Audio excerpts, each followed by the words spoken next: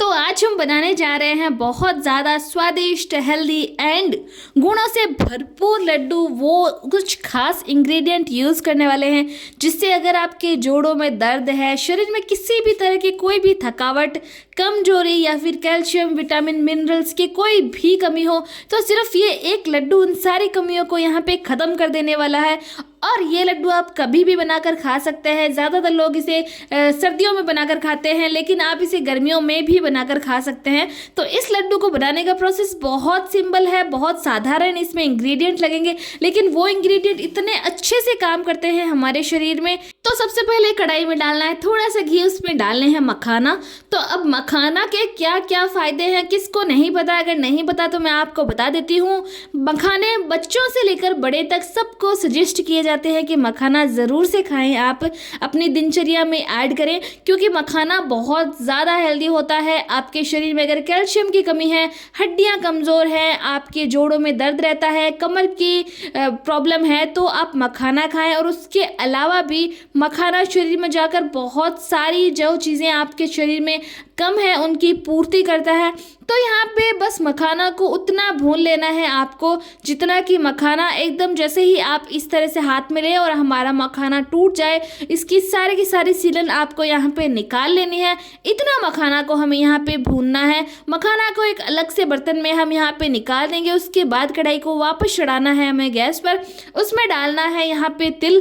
तिल दो तरह के आते हैं, काले तिल और सफ़ेद तिल। आप ये लड्डू बनाने के लिए कोई से भी तिल का यूज़ कर सकते हैं, क्योंकि दोनों के फ़ायदे एकदम बेहतरीन और बराबर है। तो मेरे घर पे सफ़ेद तिल थे तो मैंने सफ़ेद तिल यूज़ किए हैं। आपके घर पे अगर काले तिल हो तो आप वो भी यूज़ कर सकते हैं।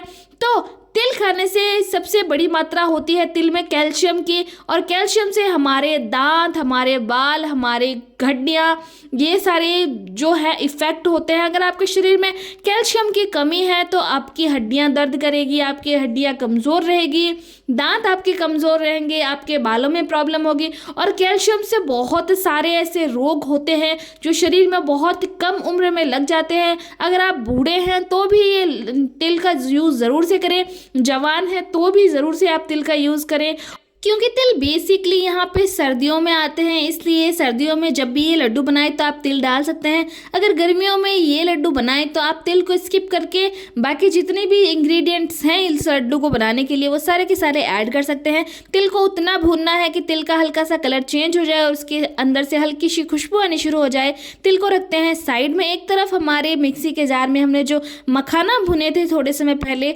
उसको यहाँ पे हल्का दरदरा सा पाउडर बना लेते हैं। किसी भी चीज़ का पाउडर इतना ज़्यादा फाइन ना बनाएं कि उसका टेस्ट अंदर आए तो महसूस ही ना हो। और मेन इंग्रेडिएंट है लड्डू का, वो है यहाँ पे ये भुने चने। तो यहाँ पे इंटरनेट पर वाह वाह हो गई है यहाँ पे भुने चने के फ़ायदे देखकर, लेकिन हमारी दादी नानियाँ तो कब से कहती आ रही है कि जो भुने चने हैं वो सबसे ज़्यादा हेल्दी होते हैं।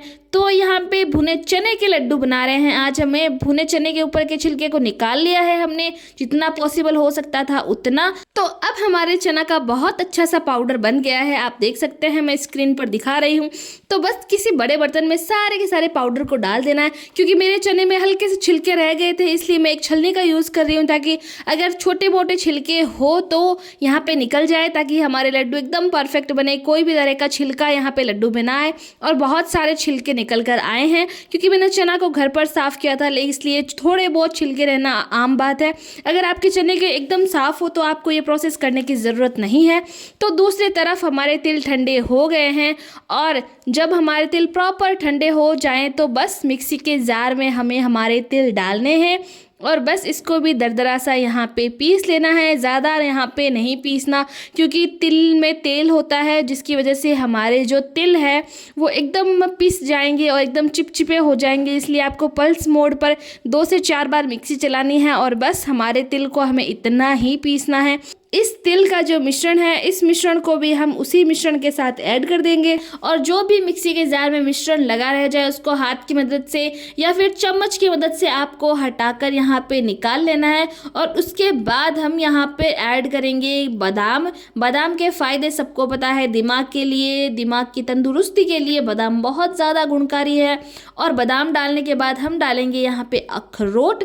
यहाँ पे मैंने बादाम और अखरोट एज ए यहाँ पे 2 हेल्दी इंग्रेडिएंट यूज़ किए हैं। आप चाहें तो बादाम, काजू, अखरोट, किशमिश कुछ भी यूज़ कर सकते हैं, इसमें कोई भी ड्राई फ्रूट यूज़ कर सकते हैं। इनका भी दरदरा पाउडर बना लिया, इसी पाउडर को उनके साथ यहाँ पे ऐड कर देते हैं। तो यहाँ पे छोटे छोटे टुकड़े जब रहते हैं वो लड्डू के साथ खाते समय आते हैं तो उसका टेस्ट बहुत ज़्यादा अच्छा लगता है। इसलिए एकदम फाइन पाउडर आप ना बनाएं। और कढ़ाई में दूसरी तरफ थोड़ा सा घी हमें यहाँ पे और ऐड करना है।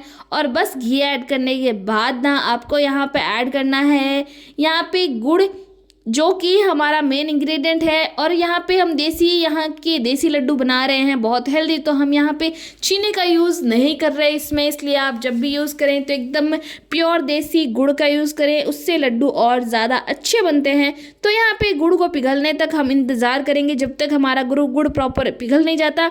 गुड़ के पिघलते ही इस मिश्रण में हम हमारा गुड़ ऐड कर देंगे। देखो, सर्दियों में अगर आप ये लड्डू बना रहे हैं तो गुड़ ऐड करें। अगर आप ये जो लड्डू हैं वो गर्मियों में बना रहे हैं, क्योंकि ये लड्डू गर्मियों में भी बना सकते हैं, तो आप गुड़ की जगह देसी खांड जो आती है, देसी चीनी, वो आप यूज़ कर सकते हैं। कोई भी दुकान पर जाकर पूछ लीजिएगा कि लड्डू की स्पेशल चीनी आती है, देसी चीनी, देसी खांड बोलते हैं उसे, वो आप इसमें डालें। इतने ही हेल्दी बनेंगे जितना गुड़ यूज़ करने पर लड्डू हमारा हेल्दी बनता है। तो सबसे पहले बहुत अच्छे से इसको मिक्स करना है। और जब ये बहुत अच्छे से मिक्स हो जाए तो अभी इसको हाथ बिल्कुल भी नहीं लगाना, क्योंकि हमारा ये जो मिश्रण है अभी बहुत ज़्यादा गर्म है। अच्छे से चम्मच की मदद से मिक्स करना है। जब ये मिक्स हो जाए और हमारी गुड़ की चाशनी हल्की सी गुनगुनी सी रह जाए तो अच्छे से हाथ से अच्छे से मिक्स करना है। और मिक्स करने के बाद लड्डू बांध लेना है। तो अगर आपको यहाँ पे लगे कि इसमें घी कम है या लड्डू सही से बंध नहीं रहे हैं तो आप इसमें ऊपर से भी अपनी ज़रूरत के अनुसार घी ऐड कर सकते हैं। और घी ऐड करके अच्छे से मिक्स करें और बस हमारे लड्डू बनने शुरू हो जाएंगे। तो यहाँ पे इन लड्डुओं में घी कम ही डलता है, अगर आप ज़्यादा डालना चाहें तो आपकी अपनी पसंद है। और अगर आपके घी लड्डू बंध ना रहे हैं तो भी आप घी ऐड कर सकते हैं। अदरवाइज़ आप इसे सीधा प्लेट में जमा कर इसकी चक्की भी बना सकते हैं, या फिर सीधा जैसे हम पाउडर खाते हैं वैसे भी आप खा सकते हैं, वो आपकी अपनी पसंद है। तो यहाँ पे मैं मीडियम साइज़ का एक लड्डू बना रही हूँ। लड्डू बनाना आपकी अपनी पसंद है, आप चाहें तो बड़ा बना सकते हैं साइज़ में छोटा, या फिर एकदम मीडियम साइज़ का परफेक्ट लड्डू बना सकती हैं।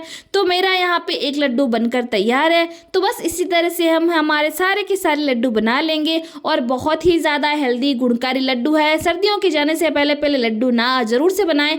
अगर सर्दियों में ना बने तो गर्मियों में ज़रूर से बनाएं। ये वाले लड्डू बनाकर ज़रूर से ट्राई करें और मुझे बताएं कि आपके लड्डू कैसे बने। And thanks for watching the video.